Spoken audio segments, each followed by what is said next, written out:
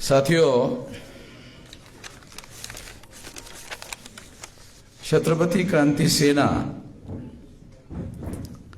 इस संगठन के द्वारा राष्ट्रमाता मां साहेब जिजाऊ इनके जन्मदिन के मौके पर आज का ये कार्यक्रम रखा गया है।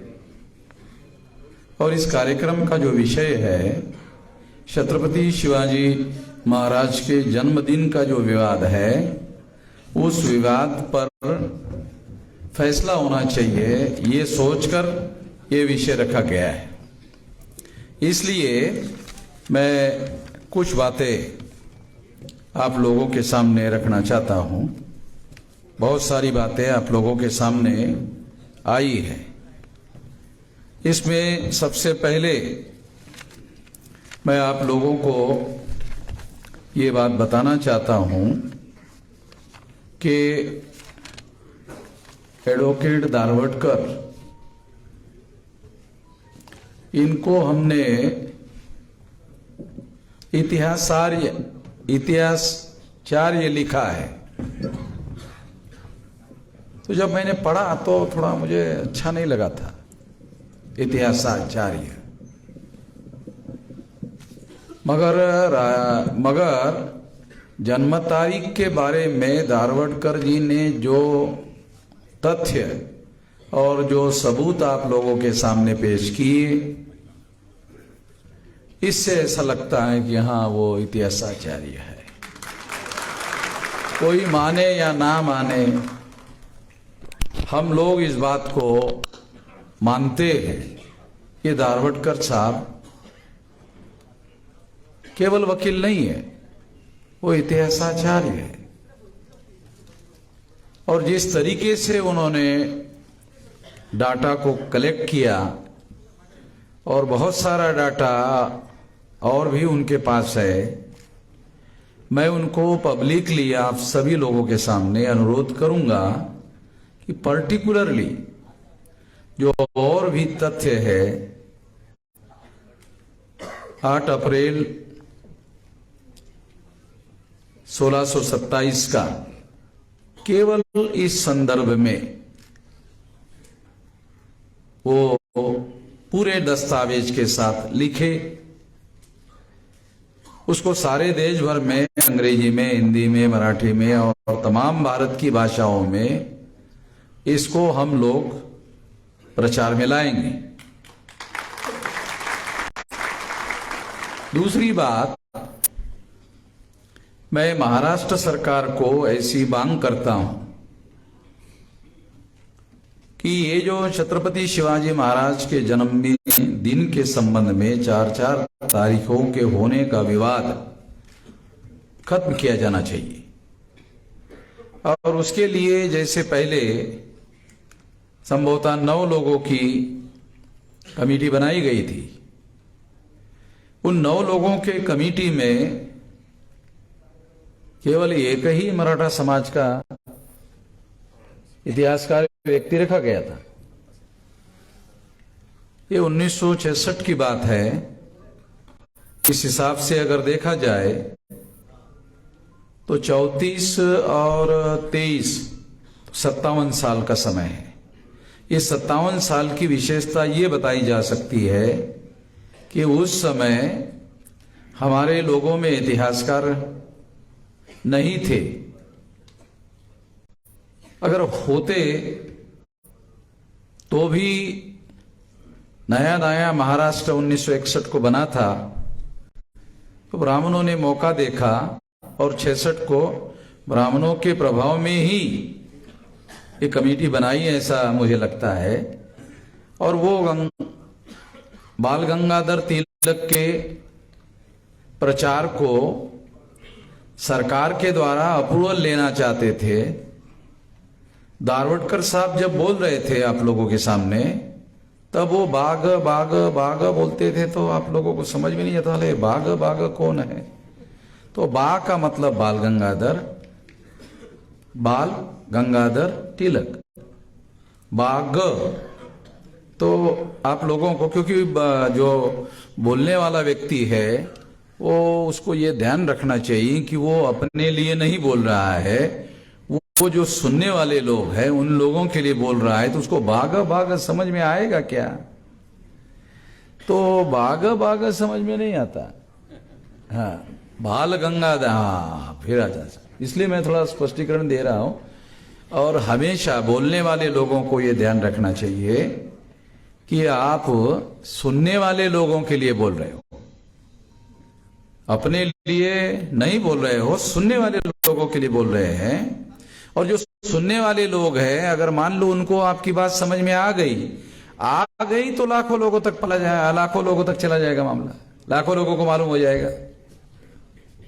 अब यहां बैठने के लिए लोगों को जगह नहीं है, खड़े रहने के लिए भी जगह नहीं है, तो इतना ज्यादा संख्या में लोग क्यों आए? इसकी एक बड़ी वजह यह है कि महाराष्ट्र की प्रजा जो है वो इस विवाद को समाप्त करना चाहती है, इसको ज्यादा लिंगर ऑन नहीं रखना चाहती। इसलिए उनके मन में बहुत तीव्र इच्छा है, बहुत जिज्ञासा है, और इस जिज्ञासा की वजह से लोग बहुत भारी संख्या में यहाँ आए।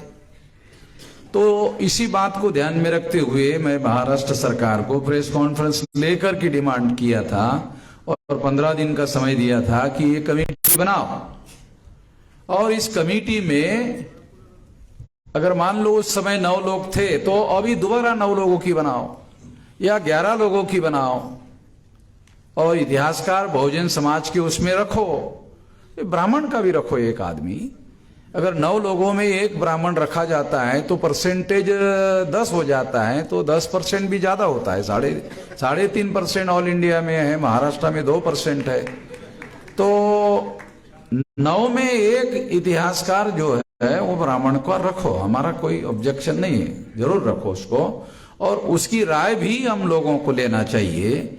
और कुछ लोगों का यहाँ आप लोगों ने सुना कि वो इतिहासकार ना होने के बावजूद भी इतिहासकार बनाए गए, उस कमेटी में रखे गए। वो बदनामी करने वाले लोग थे और उनको इतिहासकार के कमेटी में लिया गया। जो छत्रपति शिवाजी महाराज का पुतला पुणे में बैठने नहीं देना चाहते थे, पुतला वहां लगने के लिए विरोध करते थे, ऐसे लोग जो है वो उस कमेटी में रखे गए। तो हैरान करने वाली बातें हैं, क्योंकि ये जानकारी के तौर पर अगर आपको पता चलेगा तो आप लोगों को बड़ी हैरानी होगी कि ये कमेटी बनाने वाले लोगों ने ऐसे कैसे बनाई। और फिर महाराष्ट्र बना, और महाराष्ट्र 1961 में बनने के बाद 63 को कमेटी बनाई। तो ये कांग्रेस की सरकार थी, कांग्रेस की सरकार थी, कांग्रेस ब्राह्मणों की पार्टी थी, तो ब्राह्मणों का प्रभाव था। मुख्यमंत्री शायद यशवंतराव थे,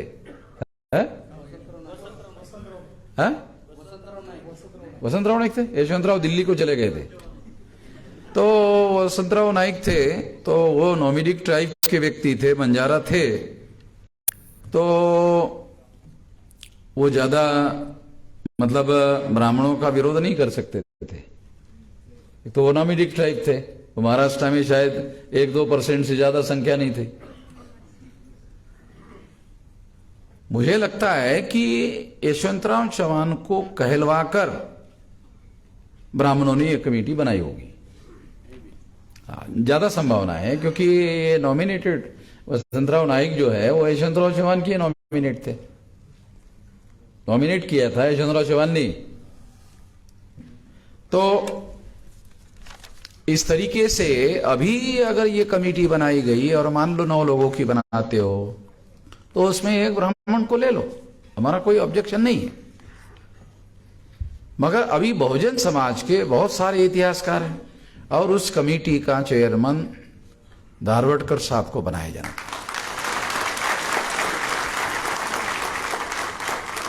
कोई उनको चेयरमैन माने ना माने, मैं तो मानता हूं।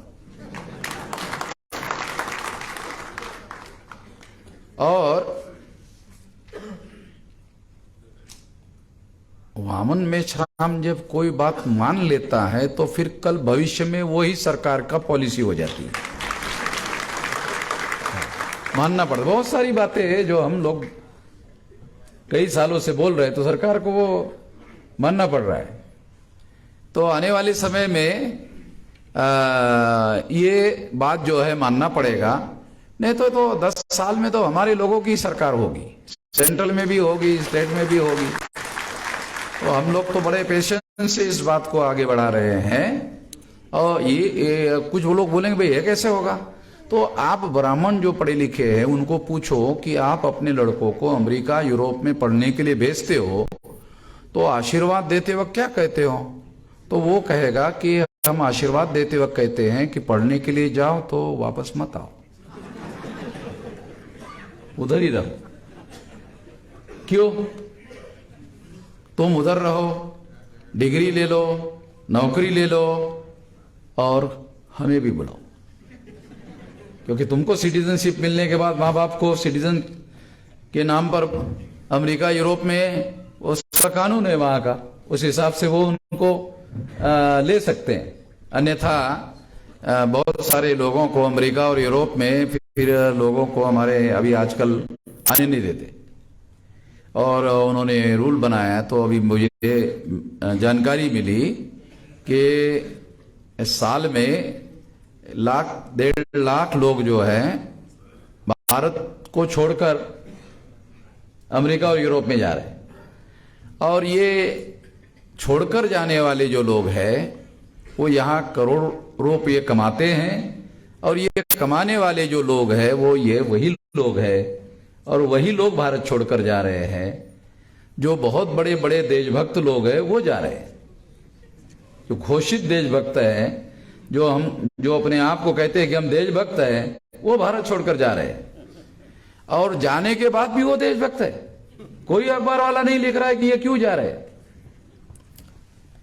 क्योंकि अखबार उनके हैं और उसमें लिखने वाले पत्रकार भी उनके हैं। तो वो सारी की सारी बातें जो है वो उनके फेवर में लिखते रहते हैं। तो मैं आपको कुछ बातें जो है इस तरह से अपनी बातें आप लोगों को बता रहा हूं। दूसरी बात मैं आपको बताना चाहता हूं कि विलास खरात ने जो एक रेफरेंस दिया कि वो जो नाना फडणवीस की जो औरतों की लिस्ट थी, रखेली औरतों की लिस्ट थी, वो दत्तो वामन पोद्दार ने, वो पुराना कागज था, तो वो उसने ऐसा ऐसा करके मुंह में डाला और 2 गिलास पानी पी के उसको हजम कर दिया और नष्ट कर दिया। तो ब्राह्मण जो है ये लोग हिस्ट्री के एविडेंस को नष्ट करते हैं, ओरिजिनल एविडेंस को नष्ट करते हैं।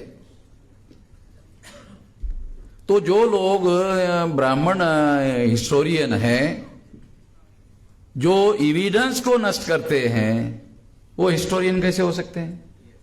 भारत का इतिहास अगर जिसने ब्राह्मणों ने लिखा, अगर भारत का इतिहास लिखा, अगर वो इतिहास लिखने वाला ब्राह्मण है तो वो सारे इतिहास की पुनः चिकित्सा की जानी चाहिए।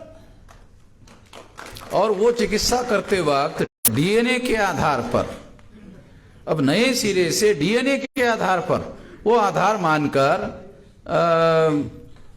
इतिहास को लिखा जाना चाहिए। डीएनए को एक आधार मानना चाहिए इतिहास लिखने का। और उसके अनुसार ब्राह्मण विदेशी है तो उनसे ये उम्मीद नहीं की जा सकती कि वो भारत का और भारत के मूल निवासी लोगों का इतिहास सही तरीके से लिख सकते हैं जिससे उनको प्रेरणा मिले, बल्कि वो इस तरीके से इतिहास लिखते हैं जिससे हमारे लोगों का मनोबल गिरता है। वो कोशिश करते हैं कि हमारे लोगों का मनोबल गिरे। तो उनके लिखे हुए समम इतिहास को नए सिरे से उसकी समीक्षा किया जाना चाहिए। एक और बात भी मैं आप लोगों को बताना चाहता हूं जो जानना जरूरी है। ब्राह्मण लोग इस बात का प्रचार करते हैं कि भीमा कोरेगांव के लड़ाई में पेशवा ब्राह्मणों का पराजय हुआ, इसके लिए उसमें जो लोगों के नाम जो है वो शहीद हुए लोगों के नाम है 49, उसमें 22 अकेले महार जाति के थे और 27 जो थे वो महारेतर, schedule caste, schedule tribe, nomadic tribe, OBC, MBC, Maratha, Kunbi, Muslim, ये सारे लोग थे, इतने सारे लोग थे। तो ये बात जो है ये लोगों को मालूम होना चाहिए, क्योंकि ये जो इतना जो यात्रा भरती है ना भीमा कोरेगांव में, तो वो मैंने 51,000 मीटिंगें सारे देश भर लेने का काम किया। उसके दूसरे साल से वो यात्रा भरना शुरू हो गई। नहीं तो बाबा साहब अम्बेडकर अकेले गए, काशीराम जी भी अकेले गए, मैं भी अकेले गया, मगर बाद में जब मैंने देखा कि ये इतिहास तो सारे देश भर में मालूम होना चाहिए, तो 51,000 कार्यक्रम मैंने लिया ऑल इंडिया में, तो ऑल इंडिया के लोगों को मालूम हो गया। तो मैं ये बात आप लोगों को ये बताना चाहता हूं कि ये जो इतिहास है, तो इसमें ब्राह्मण लोग ये प्रचार करते हैं कि इन लोगों ने अंग्रेजों के फेवर में लड़ाई लड़ी और अंग्रेजों ने जो भारत को गुलाम बनाया, तो गुलाम भारत को बनाने के लिए ये लोग जिम्मेदार है, ऐसा ब्राह्मण लोग प्रचार करते हैं। तो मैं धारवक्कड़ साहब को भी अनुरोध करता हूं, वो विलास खरात के पास ज्यादा एविडेंस है, और उनको ये पब्लिकली अनुरोध करता हूं कि ब्राह्मण लोगों ने जितने भी गुप्त समझौते अंग्रेजों के साथ किए, बहुत सारे, मैं पहले आप लोगों को बहुत फेमस बात मैंने एक बोला था कि यदि औरंगजेब ने छत्रपति संभाजी महाराज को मारा, चलो ठीक है आपकी बात मान लेते, यदि औरंगजेब ने छत्रपति संभाजी महाराज को मारा, तुम कहते हो, ब्राह्मण कहते छत्रपति संभाजी महाराज को औरंगजेब ने मारा, चलो ठीक है मान लेते, मगर पुणे में राज पेशवा ब्राह्मणों का कैसा है? संभाजी महाराज की हत्या औरंगजेब ने की, और औरंगजेब ने करने के बाद राज तो औरंगजेब का आना चाहिए था पुणे में, तो राज पुणे में पेशवा ब्राह्मणों का क्यों आया? इसके सबूत इकट्ठा हो गए हैं। है पेशवा ब्राह्मण और औरंगजेब ने आपस में मिलकर संभाजी महाराज की हत्या की। इसके बदले में औरंगजेब ने वो राज जो है वो पेशवा ब्राह्मणों को दिया उस गुप्त समझौते के तहत। और औरंगजेब का एक लेटर उपलब्ध हुआ, जर आम्ही म्हणतो त्याप्रमाणे तुम्ही वागला नाहीत तर जी गत आम्ही संभाजीची केली तशीच तुमची पण करू।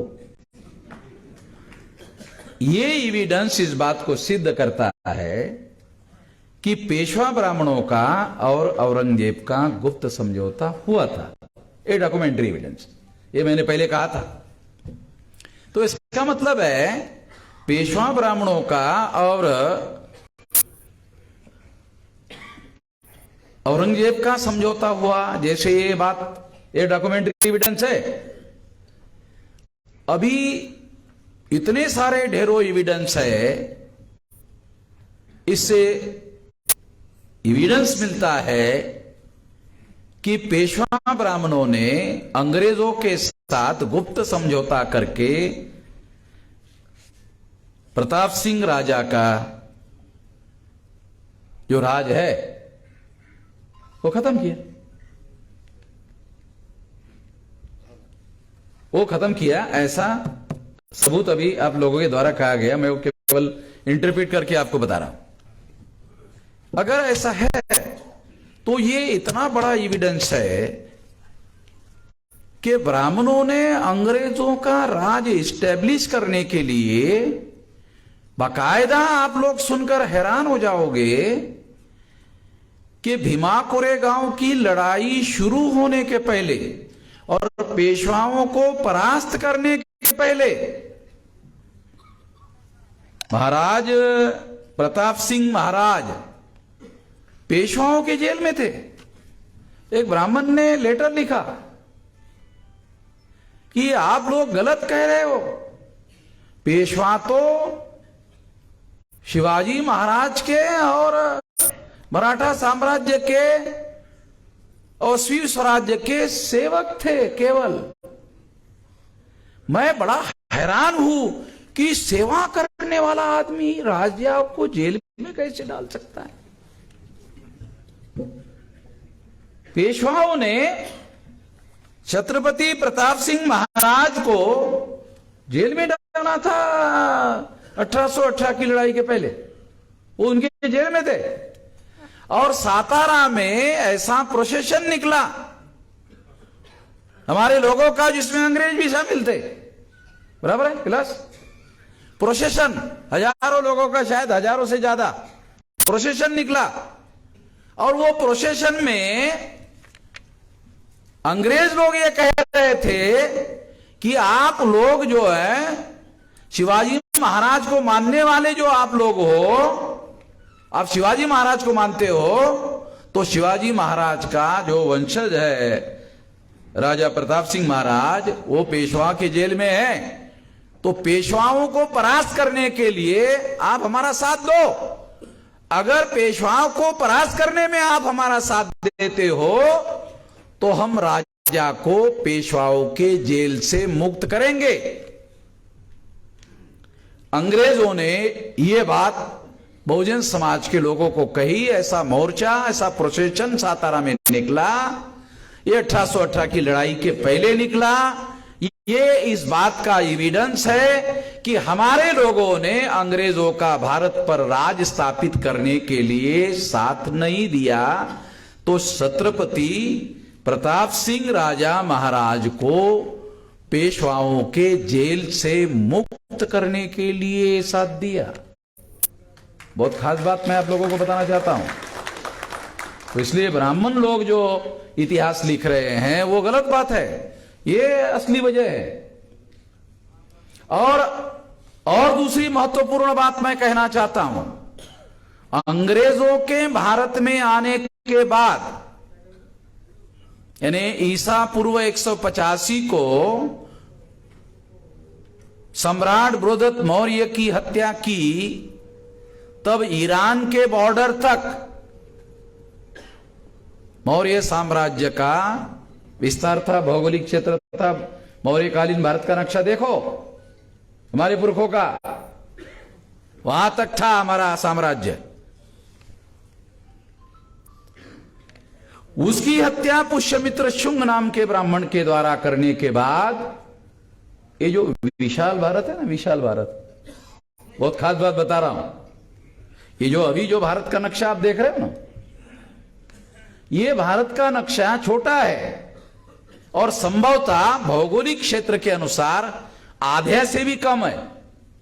जितना मौर्य साम्राज्य के समय में भौगोलिक क्षेत्र हमारे पुरखों के नियंत्रण में था, जितना विशाल भारत था, आज का जो भौगोलिक नक्शा है वो आधे से कम है, 50% भूप्रदेश से कम है।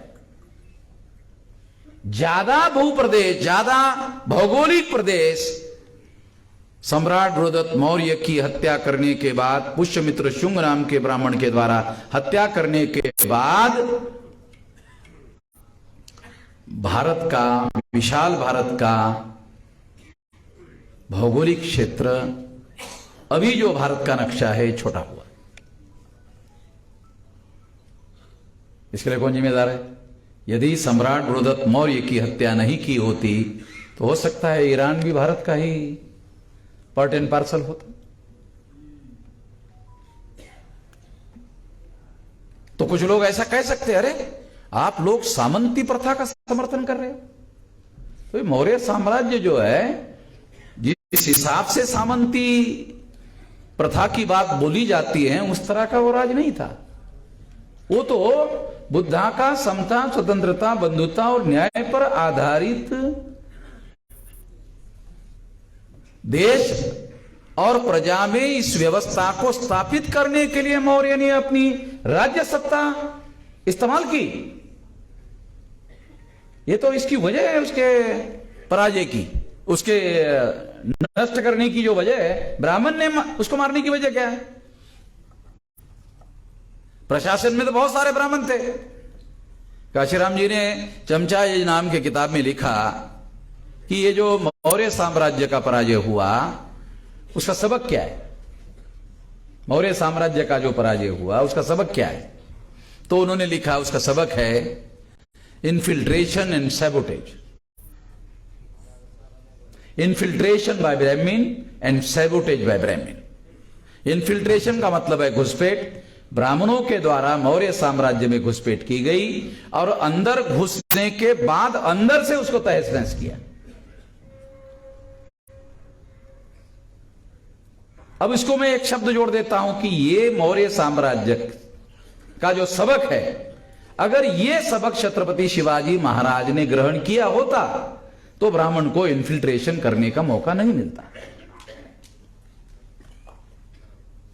और अगर इन्फिल्ट्रेशन करने का मौका ब्राह्मण को नहीं मिलता तो शिवाजी महाराज की हत्या उसके तमाम लोगों के साथ जो बात में इतिहास हुआ वो नहीं होता। ये हैरान करने वाली बात है कि ब्राह्मण आज ये कहते हैं कि पेशवे जो है वो तो केवल शील स्वराज्य के सेवक थे, मगर सारी सत्ता उनके नियंत्रण में थी, वो राजा को भी और सारी प्रशासनिक व्यवस्था उनके नियंत्रण में थी। और एक समय में तो उन्होंने राजा को जेल में डाल के रखा, उनको पढ़ने तक के लिए पाबंदी, प्रताप सिंह राजा जो है उसको पढ़ने तक के लिए पाबंदी थी और उसकी मां रात के 2 बजे जागरण करते हुए उनको पढ़ाती थी। बराबर है विलास? तो इसका मतलब है वो राजा से ज्यादा ताकतवर लोग थे। ऐसा तो कोई उदाहरण नहीं मिलता है कि सेवा करने वाले लोग जो है तो उनके पास ज्यादा पावर था। और उनके बारे में ये कहा जाता है कि ये चित्पावन ब्राह्मण जो थे तो ब्राह्मण लोग इनको क्रिमिनल मानते। ऐसा भी देशमुख के किताब में कि ये क्रिमिनल टाइप के लोग थे, इसलिए ब्राह्मण उनको अच्छे दर्जे के ब्राह्मण नहीं मानते थे, वो क्रिमिनल टाइप के ब्राह्मण मानते थे। तो ये ऐतिहासिक बातें हैं। और किसी का जिस तरीके से मतलब कुछ लोग हमारे ऊपर ये आरोप करते हैं कि वामन मेश्राम जो है वो एक जाति को टारगेट करते हैं। हम टारगेट करने के लिए अगर मान लो ऐसा करते हैं, अगर ये रियलिटी होती तो फिर हमारे लोग ब्राह्मण को चौराहे में धरते, बांधते, पीटते, मारते और जान जाने तक मारते। ऐसा तो एक भी उदाहरण नहीं। मगर आरएसएस और ब्राह्मणों के प्रचार से, ब्राह्मण लोगों के प्रचार से लोग मुसलमान को धरते, बांधते, पीटते और जान जाने तक मारते हैं। दो रियल। मेरे प्रचार से ब्राह्मण के साथ ऐसा कई व्यवहार नहीं हुआ। मैं कभी ऐसा नहीं कहा कि ब्राह्मण को धरो, बांधो, पीटो और जान जाने तक मारो। मैं ऐसा कहीं कहता नहीं हूं। मैं इस बात का समर्थन नहीं करता हूं।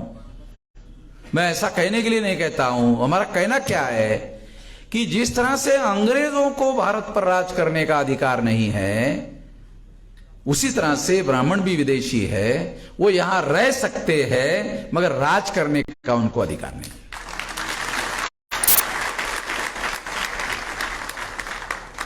ये बात मैं 20 साल से कह रहा हूं, 23 साल से कह रहा हूं, 2000 से कह रहा हूं, तो 24वां साल चल रहा है। तो उसका परिणाम जानते हो क्या हुआ? उसका परिणाम यह हुआ कि आरएसएस ने अडवाणी को प्रधानमंत्री बनाने के बजाय नरेंद्र मोदी को बनाया।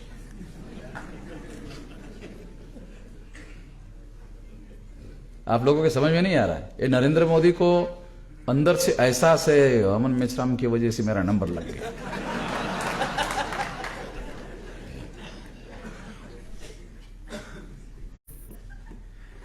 आप लोगों को 96 में अटल बिहारी वाजपेयी, 96 या 98 में अटल बिहारी वाजपेयी प्रधानमंत्री बने 2 बार। तो मैं 2000 में अध्यक्ष हो गया हूं वामसेप का। उसके बाद जो ये प्रोपोगंडा, इस थ्योरी का प्रोपोगंडा जो मैंने किया, तो ये उस बात का परिणाम है कि आरएसएस को भी इस बात को स्वीकार करना पड़ा कि यदि किसी ब्राह्मण को प्रधानमंत्री बनाने के लिए आरएसएस के लोग प्रमोट करते हैं तो वामन मेश्राम की थ्योरी भारत में ज्यादा चलेगी, इस थ्योरी की मान्यता ज्यादा मिलेगी। वामन मेश्राम जो कहते हैं उस बात को लोग बोलेंगे नहीं नहीं ये कहता जो यही सच है, ये बराबर है। आरएसएस के लोग जो है सारे हिंदू की बात करते हैं, मगर प्रधानमंत्री बनाने का जब समय आता है तो ब्राह्मण को ही बनाते हैं। ये वामन मेश्राम जो कहते हैं वो बात सही है। तो ब्राह्मण लोगों को दांव पेच बदलना पड़ा वो केवल हमारे प्रचार की वजह से। जब देश का प्रधानमंत्री हमारे प्रचार की वजह से बदलना पड़ रहा है तो आप अंदाजा लगाओ कि बहुत, ये तो कमेटी की बात कर रहा हूं मैं, ये तो छोटी बात है। ये संगठित शक्ति का परिणाम है। मैंने अपनी जिंदगी के 47 साल केवल संगठित शक्ति निर्माण करने में लगाया, कुछ नहीं किया।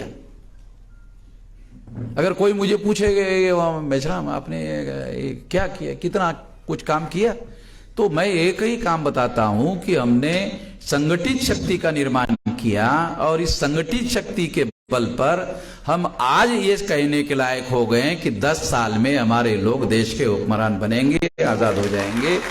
ये काम, ये आत्मविश्वास जो है हमने लोगों के अंदर पैदा किया, ये कहने के लायक हम हो गए, ये कह सकते हैं। इतना आत्मविश्वास संगठित शक्ति के बल पर हमारे लोगों के अंदर पैदा हुआ। साथियों, बहुत सारी बातें हैं जो कही जा सकती है। तो अभी ये जो यहां पूना में जो तिलकवाड़ा है वो गायकवाड़ वाड़ा है। अरे पता नहीं, आप लोगों को पता नहीं विलास? और तिलकवाड़ा जो है ना वो तिलकवाड़ा नहीं है, गायकवाड़ वाड़ा है। वो गायकवाड़ जो महाराजा, हाँ मतलब वो केसरी और तिलक एक है। हाँ तो वो उन्होंने दिया था, मतलब वो उसका उपयोग करने के लिए कि तुम आजादी का आंदोलन कर रहे हो, चलो ले लो, वो उपयोग करने के लिए मालिक बन गए। उसको मालिकाना हक करने के लिए गायकवाड़ साहब ने नहीं दिया था। तो ये बहुत सारी बातें हैं जो हम लोगों को करना होगा। साथियों, कर्नल ओवेंस के साथ जो समझौता ब्राह्मणों ने किया, फिलहाल बराबर है, कर्नल ओवेंस के साथ ब्राह्मणों ने जो समझौता किया, उस समझौते के तहत ही तो प्रताप सिंह राजा को रात के 2 बजे घसीट कर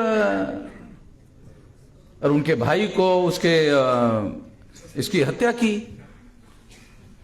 मैं तो खुद ये, मैं अपने आप को बहुत जागृत आदमी कहता हूं। मैं हैरान हूं कि प्रताप सिंह नाम का राजा हमारे इस इतिहास में है। ये मैं पहली बार ही, पिछले कुछ समय पहली बार जाना हूं। ये एक चैप्टर ही उन्होंने गायब कर दिया था। तो मैं ये नहीं समझ पा रहा था कि ये चैप्टर इन्होंने क्यों गायब किया। बहुत भयंकर षड्यंत्र है, बहुत ज्यादा भयंकर षड्यंत्र है। इस वजह से ये चैप्टर ही उन्होंने क्लोज किया, गायब कर दिया। तो मैं ऐसा मानता हूं कि ये चैप्टर जो है वो लोगों को निश्चित रूप से बताया जाना चाहिए। और कर्नल ओवन के साथ जो अंग्रेज थे उनके साथ समझौता किया, इससे ये सिद्ध होता है कि अंग्रेजों का जो भारत में राज और बहुत सारी बातें प्रस्तापित करने के लिए बाद के समय में पेशवा ब्राह्मणों ने बहुत ज्यादा साथ दिया अंग्रेज। तो वो लोग 1818 की लड़ाई में हमारे लोगों ने अंग्रेजों का राज स्थापित करने के लिए मदद किया। तो इसका एक बहुत बड़ा फायदा यह भी हुआ कि भारत में 650 संस्थानिक थे और 650 टुकड़े थे भारत के। अभी तो 36 स्टेट है, मगर 650 संस्थानिक थे। 650 संस्थानिक थे और 650 टुकड़े थे भारत के। तो जो 650 टुकड़े थे भारत के, उस टुकड़ों को केंद्र सरकार के नाम पर अंग्रेजों ने तो इकट्ठा किया। क्या है दारोडकर साहब, और मूलभूत मुद्दा सांगून राहिलो. आज जे भारत तुम्ही बघता ना, लहान का असेना, तो खऱ्या अर्थाने वास्तविकता अगर ये है कि जो सेंट्रल गवर्नमेंट नाम की जो कॉन्सेप्ट है, तो अंग्रेजों ने, जिसको सेंट्रल गवर्नमेंट कहते हैं, ये सेंट्रल गवर्नमेंट अंग्रेज आने के बाद, और एक संघ भारत जिसको कहते हैं, वो अंग्रेजों ने किया. कल्पना करो, हाइपोथेटिकली कल्पना करो, अंग्रेज नहीं आए होते तो ये 650 टुकड़े थे, और कभी भी भारत एज सच, भारत ये आज जो हम देखते हैं तो कभी होता ही नहीं, क्योंकि एक राजा दूसरे राजा के विरोध में लड़ता रहता, और हर राजा अपने भूप्रदेश की सीमाओं को बढ़ाने के काम में जिंदगी भर लगा रहता है. ये राजाओं का एक बहुत बड़ा धंधा पहले नंबर का, कि मेरे अधीन कितने हेक्टर जमीन है, तो 100 हेक्टर कम से कम मेरे जीवन में बढ़नी चाहिए. तो वो दूसरों के ऊपर हमला करने का और वो जमीन जो है अपने पोजीशन में लाने की लड़ाई करते रहता था. तो ये अंग्रेजों ने खत्म किया. एक संघ भारत जो आप देख रहे हो ना, सेंट्रल गवर्नमेंट नाम का जो कॉन्सेप्ट है, वो सेंट्रल गवर्नमेंट नाम का कॉन्सेप्ट अंग्रेजों ने केवल लाया नहीं, वो उसका कानून बनाया. सेंट्रल गवर्नमेंट का कानून अलग बनाया, स्टेट गवर्नमेंट का, प्रोविंशियल गवर्नमेंट का कानून अलग बनाया, ये अंग्रेजों ने किया. तो मैं आप लोगों को इसलिए ये बताना चाहता हूं, ये बातें जानना समझना जरूरी है कि अंग्रेजों के आने के बाद एक सेंट्रल गवर्नमेंट बना, और जो एक संघ भारत जो आज आप देख रहे हो, वो एक संघ भारत अंग्रेजों ने किया, और वो एक संघ भारत का प्रधानमंत्री नेहरू बना.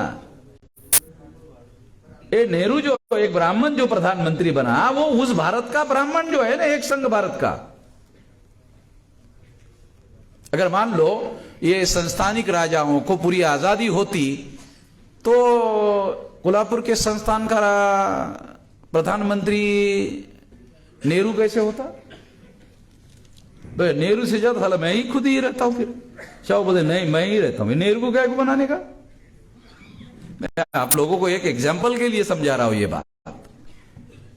तो जो नेहरू देश के प्रधानमंत्री 47 को बनाया गया, वो एक संघ जो भारत दिख रहा है ना, और वो एक संघ भारत नेहरू का ही स्टेटमेंट है, और गांधी का मेरे पास डॉक्यूमेंट्री एविडेंस है कि ये जो भारत का विभाजन हुआ 14 अगस्त 47 को, भारत और पाकिस्तान का, ये नेहरू की वजह से हुआ, ऐसा गांधी कहते हैं. ये मेरे पास इसके डॉक्यूमेंट्री एविडेंस है. गांधी का कहना है कि नेहरू ने बयान नहीं दिया होता तो भारत पाकिस्तान का विभाजन नहीं होता. तो इसका मतलब है ये विभाजन भी 14 अगस्त 47 को हुआ, इसके लिए भी ब्राह्मण जिम्मेदार है. तो ये जो देशभक्त अपने को कहते हैं, आरएसएस के लोग जो हैं, वो अपने आप को राष्ट्रवादी संगठन कहते हैं, ये बहुत बड़ा राष्ट्रवादी संगठन है. ये प्रोपेगेंडा है. आरएसएस के लोगों का ये प्रोपेगेंडा है. ये आरएसएस के लोग प्रोपेगेंडिस्ट है, यानी प्रचारवादी है कि वो राष्ट्रवादी है. राष्ट्रवादी नहीं है, प्रचारवादी लोग है. ये प्रचारवादी लोग है, ये राष्ट्रवादी लोग नहीं है. क्योंकि ये राष्ट्रवादी होने के लिए इनको सबसे पहले वर्ण व्यवस्था को गाड़ना होगा. वो कभी भी, अरे गाड़ने के तो छोड़ो, आरएसएस ने कागज में एक रेजोल्यूशन पास नहीं किया. आरएसएस ने कागज में वर्ण व्यवस्था देश विघातक है रेजोल्यूशन पास नहीं किया. जाति व्यवस्था, अस्पृश्यता, आदिवासियों का सेग्रीगेशन, महिलाओं की दास्ता, शूद्रत्व पिछड़े वर्ग पर थोपना, एक भी रेजोल्यूशन नहीं है कागज में. राष्ट्रवाद अगर आप है तो ये खत्म करना पड़ेगा ना. ये राष्ट्रवाद के लिए सबसे ज्यादा जो ब्राह्मणिकल सोशल ऑर्डर है, ये सबसे ज्यादा विरोध में है. ब्राह्मणों ने, या आरएसएस जो ब्राह्मणों का सबसे बड़ा संगठन है, उन्होंने कागज में रेजोल्यूशन तक नहीं पास किया, तो किस आधार पर कहा जाए कि आरएसएस राष्ट्रवादी संगठन है? मैं कहता हूं आरएसएस ब्राह्मणों का गिरोह है. गिरोह है. आरएसएस ब्राह्मणों का गिरोह है, और गिरोह सज्जनों का नहीं होता. गिरोह केवल डाकुओं का. गिरोह शब्द जो है वो डाकुओं के लिए लगाया जाता है. तो लोग पूछेंगे मुझे कि ये चलो ठीक है, मान लेते हैं आपकी बात कि ब्राह्मण आरएसएस का संगठन जो है वो संगठन नहीं है, राष्ट्रवादी नहीं है, गिरोह है, तो किस पर डाका? अरे हमारे देश पर डाका डाला हुआ है. आरएसएस ने नरेंद्र मोदी को प्रधानमंत्री नॉमिनेट किया पहले, फिर बाद में हमारे लोगों ने किया। पहले बनने के पहले नरेंद्र मोदी को नॉमिनेट किया। तो हमें नॉमिनेटेड प्रधानमंत्री नहीं चाहिए, हमें भारत के प्रजा के द्वारा इलेक्टेड प्रधानमंत्री चाहिए, नॉमिनेटेड नहीं चाहिए। ये तो आरएसएस के द्वारा प्रधानमंत्री नरेंद्र मोदी को पहले नॉमिनेट किया, ये तो आरएसएस के द्वारा नॉमिनेटेड है, इसका मतलब ब्राह्मण के द्वारा नॉमिनेटेड है। एंड दोज हु नॉमिनेट, जो नॉमिनेट किया जाए, तो वास्तविक पावर नॉमिनेट करने वाले का होता है, नॉमिनेट जो होता है उसका पावर नहीं होता है। बहुत बार आपने नहीं देखा होगा नरेंद्र मोदी प्रेस कॉन्फ्रेंस क्यों नहीं लेता? आपने कभी सोचा? ये सारे देश के जितने प्रधानमंत्री हुए वो हर प्रधानमंत्री प्रेस कॉन्फ्रेंस लेता है। और इसका प्रेस कॉन्फ्रेंस कौन सा? वो अक्षय कुमार ने, तुम्ही आंबा कसा खाता, क्या रे काय म्हणजे असं पिकू असं करून खाता, चोखून खाता की कसं कैऱ्या करून खाता, चायला काय प्रश्न आहे रे काय? नरेंद्र मोदी ने अपने जीवन में एक बार भी प्रेस कॉन्फ्रेंस नहीं लिया। क्यों नहीं लिया? अरे जो प्रधानमंत्री खुद फैसले करता है, वो पत्रकार ने सवाल पूछा तो जवाब दे सकता है, वो फैसले कर ही नहीं रहा तो जवाब क्या देगा प्रेस कॉन्फ्रेंस में? फैसले आरएसएस वाले ले रहे, प्रेस कॉन्फ्रेंस नरेंद्र मोदी लेगा तो जवाब उसको देना पड़ेगा। वो बोलेगा मैंने तो सारा फैसला किया नहीं, तो इसका क्या कारण बताऊं प्रेस वालों को? आप लोगों को वास्तविक कारण बता रहा हूं कि वास्तविक सत्ता आरएसएस के पास है। ये सबूत के तौर पर कुछ लोग बोलेंगे कि इसका सबूत क्या है? ये सबूत है। तो इसलिए ऐसी बहुत सारी बातें हैं जो लोगों को बताया जाना और समझाया जाना बहुत ज्यादा जरूरी है। इसलिए हम लोग जो है बहुत सारी बातें आज के इस कार्यक्रम के द्वारा आपको बताने का प्रयास कर रहे हैं। तो इसलिए ये बात जो है मैं आपको ये बात समझा रहा हूं।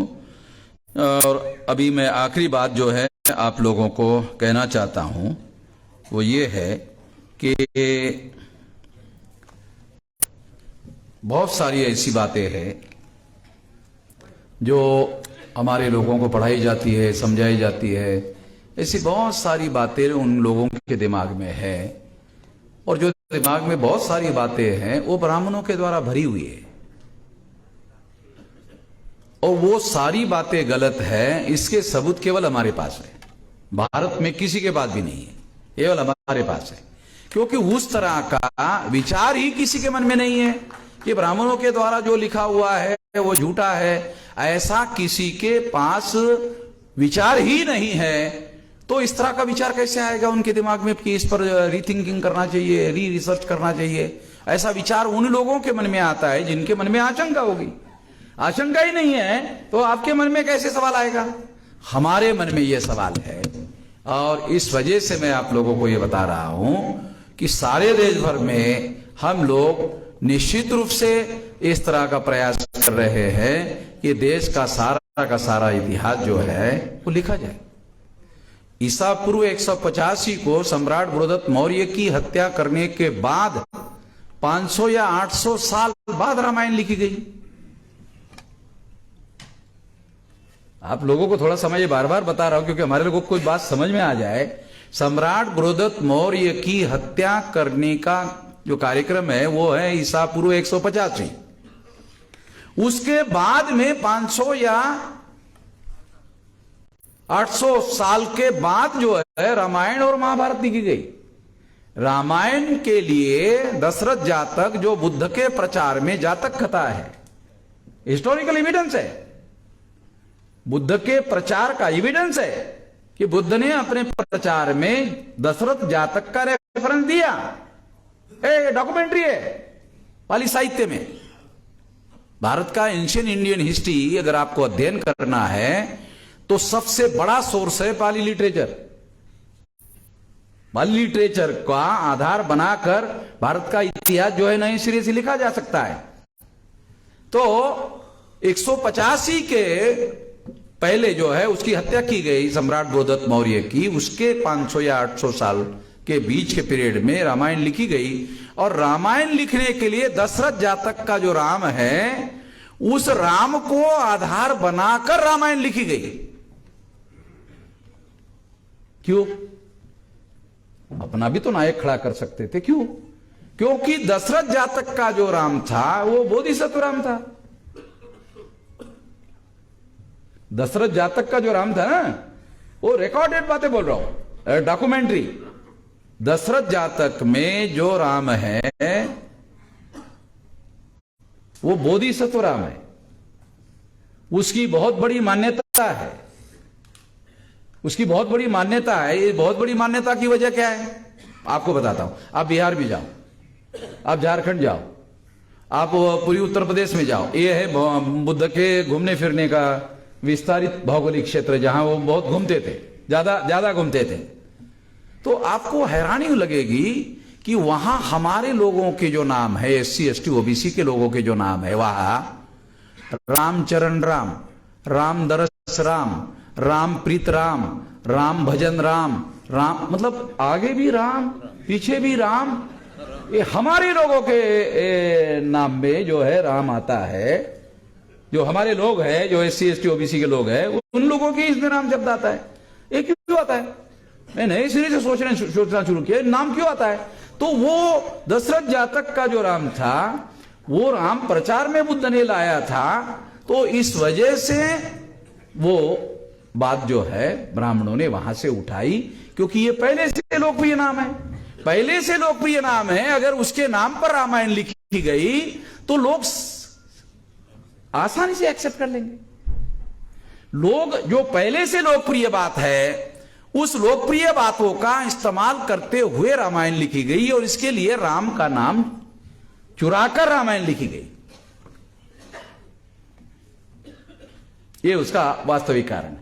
महाभारत जो है 31 जातकों की चोरी करके लिखा गया। एक जातक की चोरी है रामायण, और महाभारत जो है वो 31 जातकों की चोरी करके लिखा गया। क्यों? बड़ा महाभारत है ना वो तो ज्यादा चोरी करना जरूरी था, एक जातक के चोरी करने से नहीं होगा। ये विशेष बात क्या है कि ये हमारे पुरखों का इतिहास है, ये जो जातक कथाओं का इतिहास है, ये मूल निवासियों का इतिहास है, वो डॉक्यूमेंट्री एविडेंस है। इसलिए ब्राह्मण लोग जो है वो इसके बारे में इतिहास लिखने के लिए पाली साहित्य का और उसका यूज नहीं करते। तो हम लोगों को ये इतिहास लिखने के लिए इस तरह के साधनों का उपयोग करना चाहिए, और इस बात को जानना समझना चाहिए कि ये रामायण और महाभारत ये चोरी करके लिखा हुआ है। मैं कई सालों से बोल रहा हूं, एक भी ब्राह्मण ने अभी तक मेरे खिलाफ FIR नहीं किया। एक भी ब्राह्मण ने FIR नहीं किया। मैं चाहता हूं कि कोई ब्राह्मण FIR करे। कांग्रेस के लोग ऐसा प्रचार करते हैं कि वामन मेश्राम बहुत सारी बातें बोलता है। बीजेपी वाले बहुत सारे लोगों को अरेस्ट करते हैं, वामन मेश्राम को अरेस्ट ही नहीं करते। अरे ये तो मेरी भी समस्या है, इसलिए तो मैंने डायरेक्ट गुजरात में जाकर खुद ही अरेस्ट करवाया। ये मेरी भी समस्या है, क्यों नहीं कर रहे हो? मेरे को अरेस्ट करो, अरेस्ट करो। मैं बोल रहा हूं नहीं कर रहे, तो मैंने खुद ही अरेस्ट करवाया। तो अरेस्ट करवाने के बाद में मैं वहां अरेस्ट करके जब बैठा तो ये असिस्टेंट पुलिस कमिश्नर मेरे पास आया। वो सारे देश भर से टेलीफोन आ रहे, हमें तो मालूम ही नहीं था आप इतना लोकप्रिय है। मतलब वो उनको तब मालूम हुआ, अरे बाप रे बाप, तो गांधी जी जेल में गांधी जी बड़े हो गए तो मैं भी बड़ा होऊंगा। क्योंकि हमारे देश की जो प्रजा है ना, वो प्रजा क्या, अरे वामन मेश्रामनी काहीच केलं नाही, काही चुका नाही, तरी या लोकांनी अरेस्ट केलं। सहानुभूतीची लहर चालते आणि त्याच्यातून पॉप्युलरिटी वाढते, लोकप्रियता वाढते। ये उन लोगों को मालूम है गांधी के इतिहास से, गांधी के उदाहरण से, इसलिए मुझे अरेस्ट नहीं करते, उनके फायदे के लिए नहीं करते। मैं तो चाहता हूं, इसलिए हमने अभी कार्यक्रम बनाया कि अगर वो अरेस्ट नहीं करते तो हम ही जेल भरो आंदोलन शुरू करेंगे, हम ही चले जाएंगे जेल में। तो साथियों, हम लोग आने वाले समय में, अभी 2023 चल रहा है, 2030 तक हम लोगों का आंदोलन 6 लाख गांव में पहुंच जाएगा। 6 लाख गांव में पहुंचेगा। पहुंचेगा क्यों?